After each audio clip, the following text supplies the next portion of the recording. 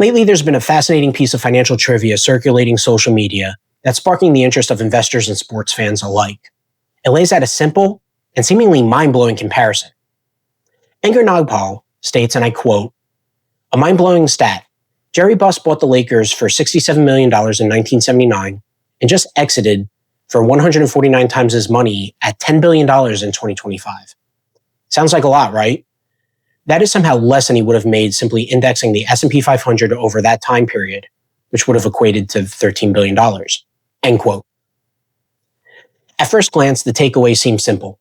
Even owning a storied franchise like the Los Angeles Lakers couldn't beat a simple index fund. But for savvy owners, advisors like myself, and even other business executives, this comparison immediately raises red flags. It represents a fundamental misunderstanding of how strategic wealth is built, and it overlooks the immense financial and personal advantages of business ownership. The article I wrote is for anyone who suspects there's more to this story. We're going to go beyond the surface level analysis and break down what the one-dimensional math ignores, from real financial returns to the priceless advantages that ownership provides. Some of the key takeaways from this article is going to be comparing internal rate of return versus the return on investment. When accounting for leverage and annual cash flow, the Lakers investment likely produced an internal rate of return that more than doubled that of the S&P 500. Then we'll touch on tax efficiency. Business owners can use before tax dollars and deductions like Section 179 and qualified business income to significantly increase their financial efficiency compared to passive investors. Lastly, we'll touch on the priceless returns. The true value of ownership includes non-financial returns like the legacy, hands-on experience, and networking opportunities that an index fund simply cannot provide.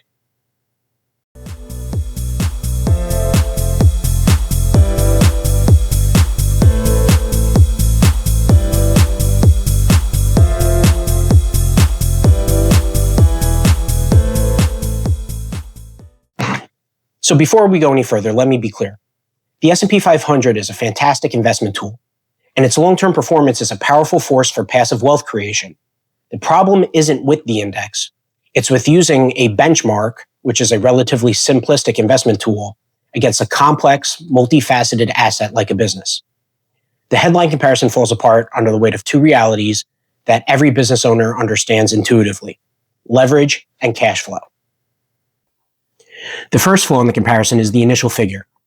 Jerry Buss was a master of the deal.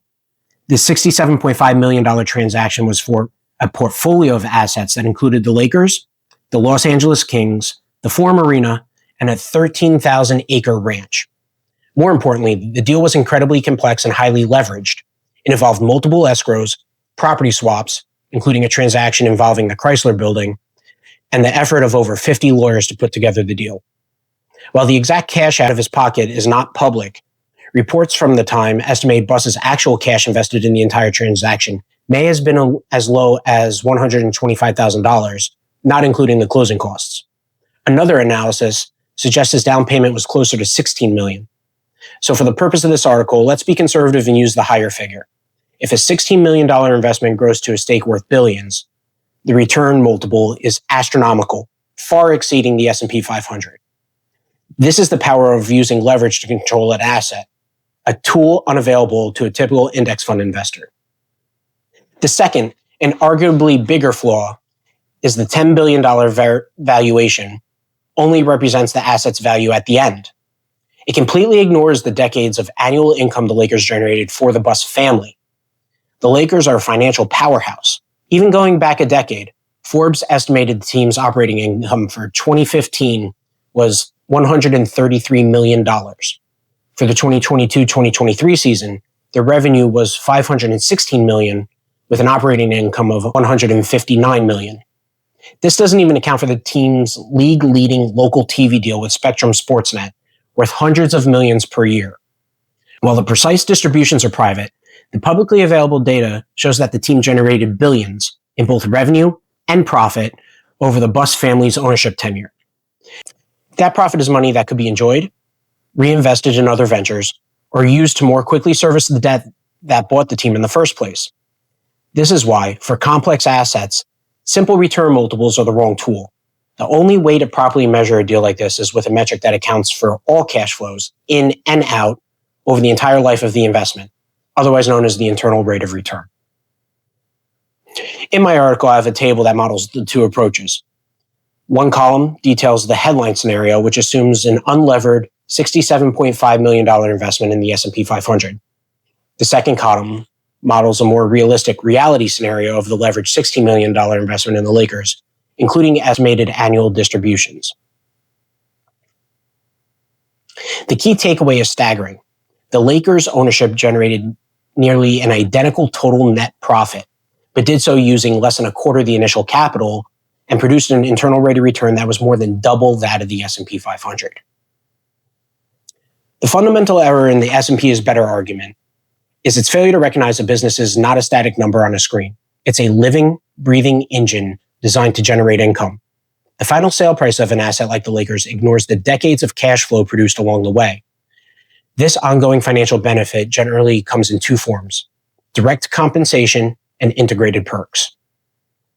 Unlike passive stock holding, a profitable business pays its owner. For an active owner, this typically begins with a reasonable salary for the work they performed in the company. This is the reward for the day-to-day effort of running the enterprise. But the more significant reward comes from the profits. After all expenses are paid, including that salary, the remaining profit, otherwise known as the net income, belongs to the owner and can be taken as a distribution or dividend. This is the direct return on investment an owner receives for their capital and risk. This ability to generate cash without selling the underlying asset is a cornerstone of an owner's financial freedom.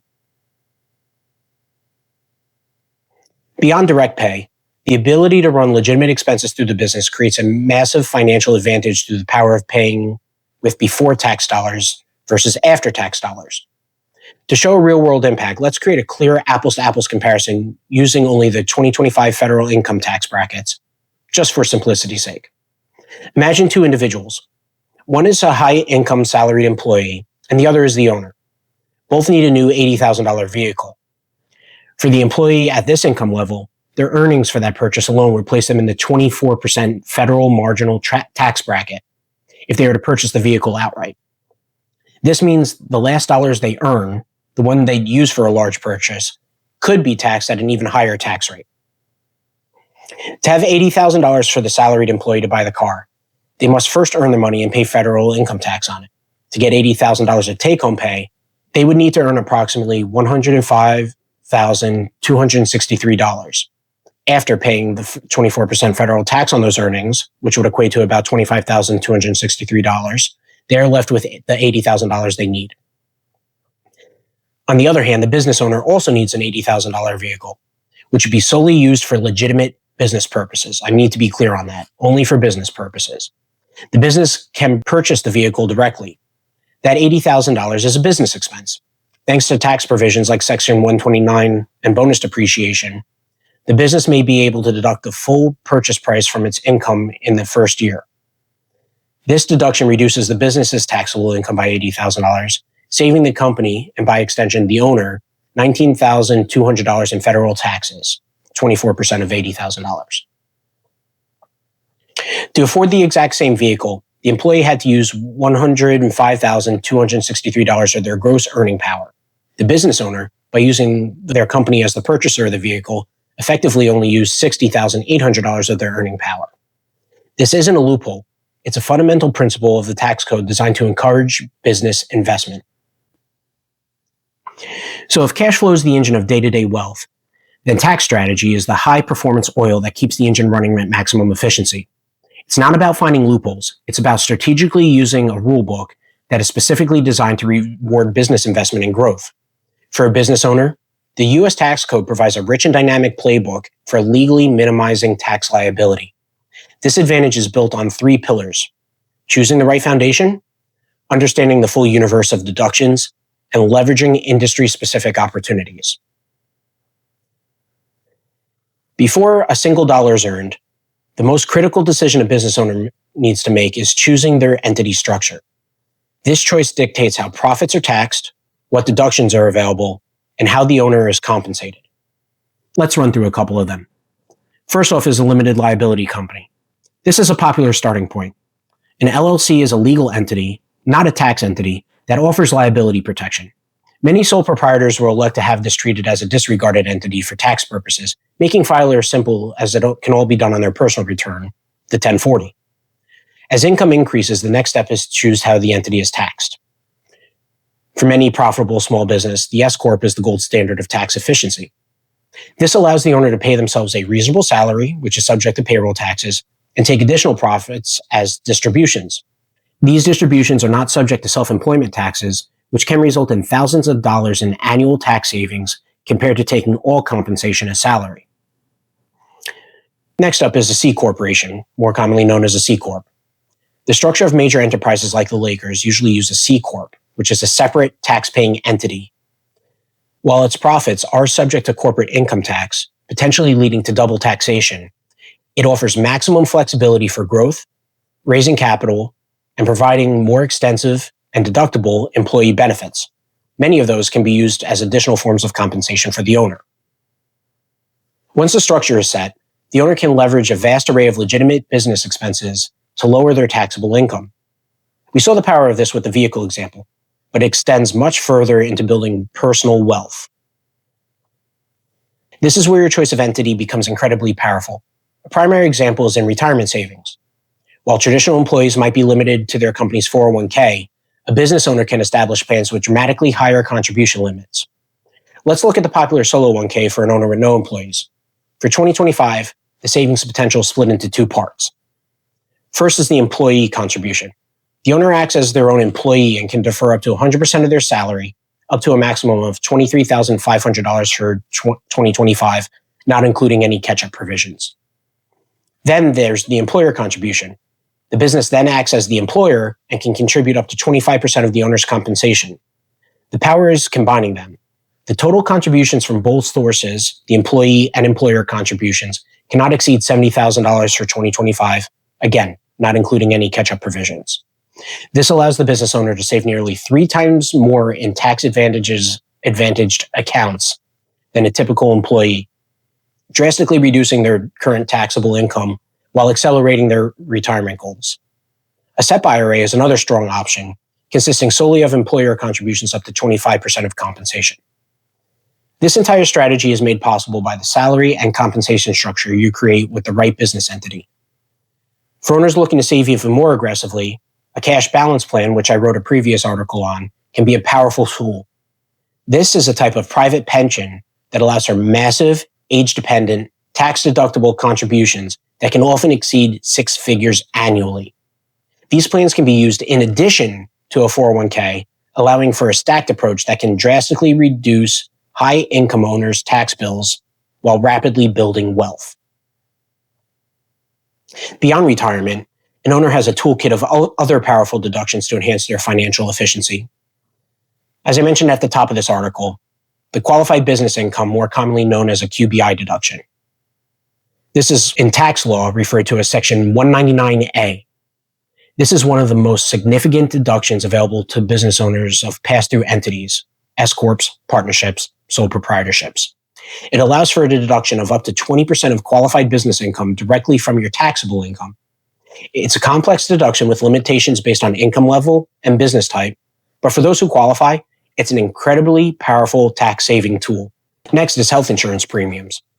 For self-employed individuals and S Corp owners, the cost of health insurance premiums is often 100% deductible, turning a major personal expense into a significant tax deduction. For businesses electing to file as a C Corp, the premiums for all employees are deductible to the business. The last thing we'll talk about here is asset depreciation. And this is a game changer. When a business buys a significant asset, be it manufacturing equipment, computer hardware, or even something as large of a purchase as a sports stadium, it can deduct the cost over time. Provisions like Section 179 and bonus depreciation often allow an owner to deduct the entire cost of an asset in the year it was purchased, creating massive, immediate reductions in taxable income. Then we have industry-specific opportunities. Different industries also benefit from tailored tax incentives designed to encourage specific economic activities. This proves that tax advantages aren't just for billion-dollar franchises. Some examples are as follows. For real estate investors, beyond the standard deduction, Real estate professionals can use depreciation as a powerful tool to create losses that can offset their income. Advanced strategies like cost segregation studies can accelerate this depreciation, maximizing tax savings in the early years of owning a property. If you're owning a business in tech and manufacturing, those industries can benefit from research and development tax credits, a significant dollar-for-dollar credit for expenses related to innovation and improving productions, products, or processes. Then for professional services like doctors, lawyers, and consultants, and other advisors, for these owners, the primary advantages often lies in optimizing the S-corp structure for salary and distributions and maximizing contributions to somewhat sophisticated retirement plans like defined benefit plans or a cash balance plan, which allow for even larger six-figure deductions. If we stopped after the financial analysis, we would still be missing the most important part of the story. The elements of ownership that don't appear on a balance sheet but represent what is often the deepest forms of wealth. An index fund can give you a return. A business can give you a life. This builder's premium is a powerful form of return that manifests in three key areas. First is the legacy asset.